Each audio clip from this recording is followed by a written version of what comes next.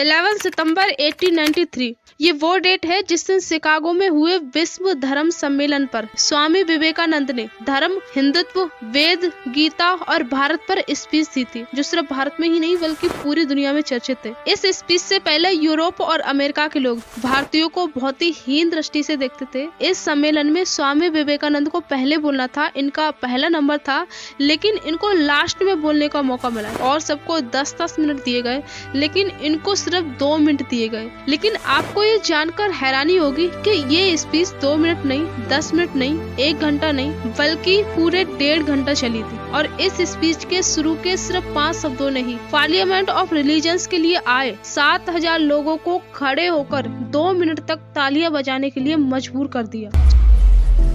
Sisters and brothers of America, Swami Vivekananda ने अपनी पूरी जिंदगी लोगों की मदद और उनकी समस्याओं को सुलझाने में बिताई। तो चलिए शुरू करते हैं इनकी कहानी को शुरू से। 12 जनवरी 1863 को कोलकाता बंगाली परिवार में स्वामी विवेकानंद जी का जन्म हुआ था। इनके पिता विश्वनाथ दत्त कोलकाता हाई कोर्ट में वकील थे और माँ भुवनेश्वरी देवी एक धार्मिक महिला थी। इनके बचपन का नाम नरेंद्र नाथ दत्त था। प्यार से इन्हें सब नरेन कह के बुलाते थे। नरेन के दादा दुर्गाचरण दत्त संस्कृत और फारसी के बड़े विद्वान थे। इनके दादाजी 25 साल की उम्र में घर छोड़कर साधु बन गए थे। नरेन अपनी माँ के धार्मिक विचारों से बहुत प्रभावित थे।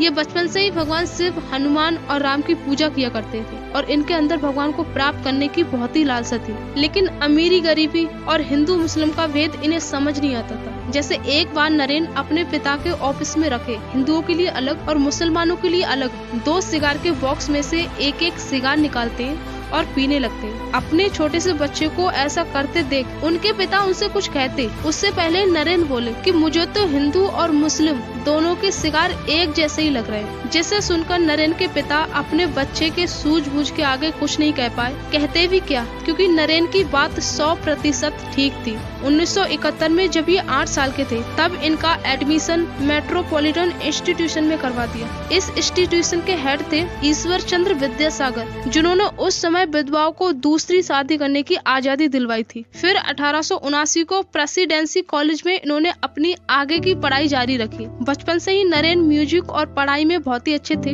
नरेन को पढ़ने का बहुत शौक था। अपनी सोच के दायरे को बढ़ाने के लिए एक तरफ ये भगवत गीता, रामायण, उपनिषद पढ़ते थे, वहीं दूसरी तरफ डेविड ह्यूम, हार्वर्ड स्पेंसर की वेस्टर्न फिलोसफी हिस्ट्री को पढ़ते थे। इसके चलते इनके मन में भगवान को लेकर बहुत सवाल उठते थे। शायद इसी वजह से ये अलग अलग मिशन और समाज में जुड़ रहे थे। जैसे केशव चंद्र सेन के नवाब विधान, जिसका ये कहना था कि हर धर्म सच्चा है, और ब्रह्म समाज मिशन, जिसका ये मानना था कि अंधविश्वास में नहीं, अपनी सोच पर विश्वास करो, एक भगवान को मानो और पूरे विश्व में सहनशीलता और भाईचारा फैलाओ। लेकिन फिर भी भगवान को लेकर इनके मन में जो सवाल थे उनका आंसर उन्हें नहीं मिला। कई बार इन्होंने लोगों से पूछा भी था कि क्या आपने भगवान को देखा है, पर सब कुछ न कुछ बहाने बनाकर बात को टाल दिया करते थे। फिर 1881 में कोलकाता के दक्षिण सिरे के काली मंदिर में पहली बार ये रामकृष्ण परमहंस जी से मिले और श्री रामकृष्ण से भी इन्होंने वही सवाल किया कि क्या आपने भगवान को देखा है। इस पर श्री रामकृष्ण ने कहा, हाँ मैंने देखा है, मैंने भगवान को उतना ही साफ देखा है जितना कि मैं तुम्हें देख रहा हूँ। फर्क सिर्फ इतना सा है कि मैंने उन्हें और गहराई से महसूस किया है।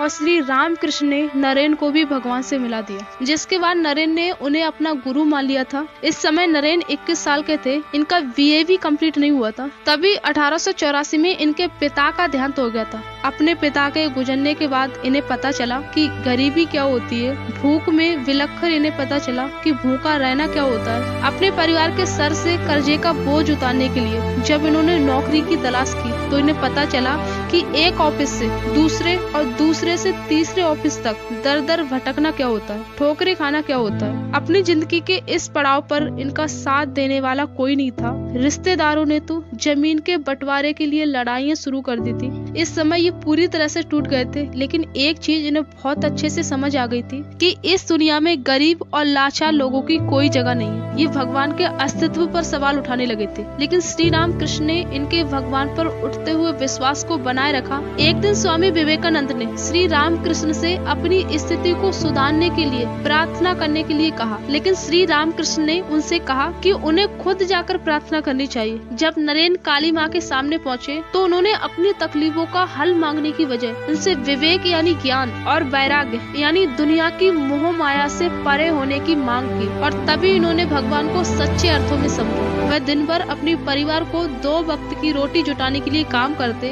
और रात को श्री रामकृष्ण से प्लेटो, अरिस्टोटल, बुद्धा और हेगल जैसे लोगों के बारे में पढ़ा करते। लेकिन फिर 1886 में इनके गुरु रामकृष्ण का भी देहांत हो गया। एक बार फिर से ये अकेले पड़ गए। अपने गुरु की मृत्यु के बाद अरिस्टो ने धन वापस ले लिया, कई शिष्यों ने अभ्यास छोड़ दिया, जबकि स्वामी विवेकानंद उस स्थान को एक मठ बनाने के लिए दृढ़ थे और वहाँ बैठकर वो कई घंटों ध्यान किया करते थे। और आगे जाकर यही जगह रामकृष्ण मठ से जानी गई। फिर 1886 में इन्होंने मठ छोड़कर भारत के अलग अलग कोनों में जाकर लोगों को समझना और उनकी समस्याओं को समझाना शुरू कर दिया। और उन्होंने ये कसम खाई कि वह अपना पूरा जीवन लोगों की भलाई के लिए कुर्बान कर देंगे। और इसी तरह इन्होंने 5 साल लोगों की मदद करते हुए बिताए। फिर एक दिन इसी दौरान इन्हें शिकागो में होने वाले विश्व धर्म सम्मेलन के बारे में पता चला और इन्होंने भारत के हिंदुत्व, अपने गुरु श्री रामकृष्ण की फिलोसफी और वेदांत को लोगों के बीच रिप्रेजेंट करने का सोचा। फिर 31 मई 1893 में ये शिकागो के लिए निकले, जिसके लिए इनके शिष्यों ने बड़ी मुश्किल से कुछ पैसे जुटाए थे। और इसी समय स्वामी विवेकानंद को ये नाम मिला था जो उन्हें खेतरी के महाराजा अजीत सिंह ने दिया था, जिसका संस्कृत में मतलब होता है विवेक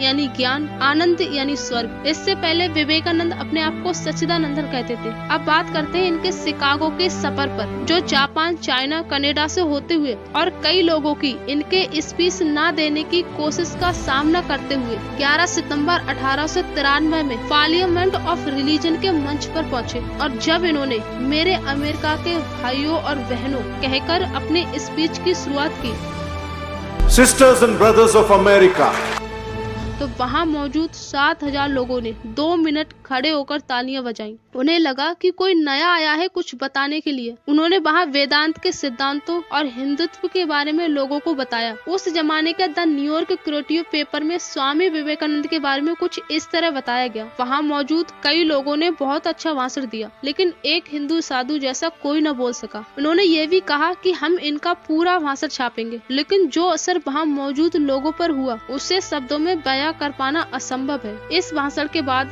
4 सालों तक स्वामी विवेकानंद ने यूएस और यूरोप में अपनी फिलोसफी, अपने बिलीफ पर भाषण दिए और लोगों को जागरूक करने की कोशिश की। इसी दौरान इन्होंने वेदांत सोसाइटी ऑफ न्यूयॉर्क की स्थापना की थी। और फिर इसके बाद 1897 में जब ये भारत पहुँचे तो भारत के लोगों से भी इन्हें प्यार और सत्कार दोनों मिला। 1897 में स्वामी विवेकानंद ने फेस्ट में वेलूर मठ के पास में रामकृष्ण मिशन की शुरुआत की, जिसका एकमात्र यही उद्देश्य था कि लोगों को कर्मयोग के आदेश पर जीना चाहिए और दूसरों की मदद करनी चाहिए। इसे सिखाने के लिए स्वामी विवेकानंद ये भी कहा करते थे कि आप स्वर्ग के ज्यादा नजदीक होगे अगर आप फुटबॉल खेलोगे गीता पढ़ने की जगह। इसका मतलब ये बिल्कुल नहीं है कि वो गीता पढ़ने के लिए मना कर रहे हैं, क्योंकि वो खुद गीता पढ़ा करते थे, बल्कि इनका मानना था कि सिर्फ गीता को रटने से कुछ नहीं होगा। अगर तुम फुटबॉल खेल रहे हो तो तुम कर्म कर रहे हो जो सिर्फ गीता पढ़ने से बेहतर है। इसके अलावा छुआछूत और इंटरकास्ट मैरिज को भी उन्होंने उतना ही सपोर्ट किया जितना भारत के नौजवानों को आगे बढ़ने के लिए। फिर 39 साल की उम्र में इन्हें पता चला कि इन्हें अस्थमा हो गया, जिससे इनकी सेहत दिन पर दिन बिगड़ने लगी। उन्होंने अपने मठ के बड़े साधुओं को ये बता दिया था कि इनका अंतिम संस्कार उसी मठ के जमीन में करवाना। फिर 1902 में स्वामी विवेकानंद इस दुनिया को छोड़कर हमेशा के लिए चले गए और पीछे छोड़ गए अपनी कही हुई बातें, सिखाया हुआ ज्ञान, जो आज भी भारत के लोगों के दिलों में जिंदा है और आज भी लोगों को एक बेहतर कल, एक बेहतर जीवन और एक बेहतर इंसान बनाने के लिए प्रेरित कर रहा है।